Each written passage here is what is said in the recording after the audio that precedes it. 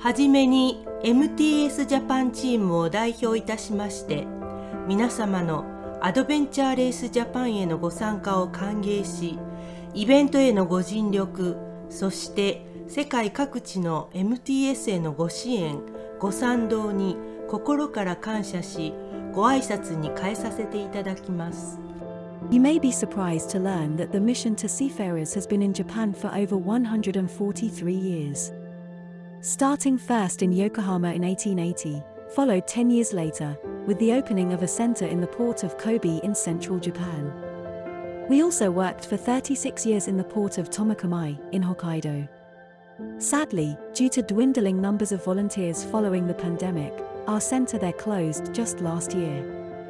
Thankfully, we have been able to open a new office in the port of Tokyo that is now in its second year of operation. Throughout this long history of our presence in this beautiful country, the Mission to Seafarers has provided a wide range of services to assist and support seafarers working on international vessels visiting Japan. For many years, in both Kobe and Yokohama, we provided accommodation for seafarers who were signing on or off their vessels, as well as a comfortable space for crew to take a break whilst in port. These centers not only served seafarers, but were a base for wider activities both within the local shipping community and for members of the expatriate community in the area. Whilst providing accommodation is no longer a feature of our core activity here, we do continue our daily ship visits, offering support to seafarers on board their vessels, and in Yokohama and Kobe, an on-call shuttle service so that crew can get ashore for shopping and recreation. As well as providing a friendly welcome to crews, we also offer emergency assistance, counseling services, internet connectivity, and a wealth of contacts and connections to help and support seafarers with issues they may face. And throughout the entire period of the pandemic, we continued with gangway visits to ships in order to maintain our contact with seafarers who were effectively trapped on their vessels. We brought them information, news, and gifts that helped them keep in touch with those on shore. And we have one or two examples that we'd like to share with you that further illustrate our work in Japan. Firstly, to Kobe. Over the years, we have had a few memorable cases of ships being detained in port. One recently was the container feeder vessel Acacia Lan, which arrived alongside in February 2021, right in the middle of COVID. The ship had been sold, but it was not going smoothly. In fact, many problems had surfaced, including bullying, unpaid salaries, and serious deficiencies on board. While they were in Kobe, we helped in various ways, from enabling the management company to provide cash to the ship, to fulfilling shopping requests, and we also supplied free internet access to the crew.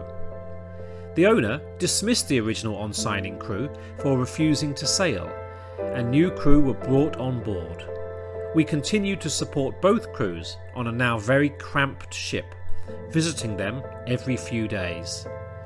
Eventually, the initial crew were successfully repatriated with full salaries paid, and the ship finally departed in June, last seen heading to China for repairs.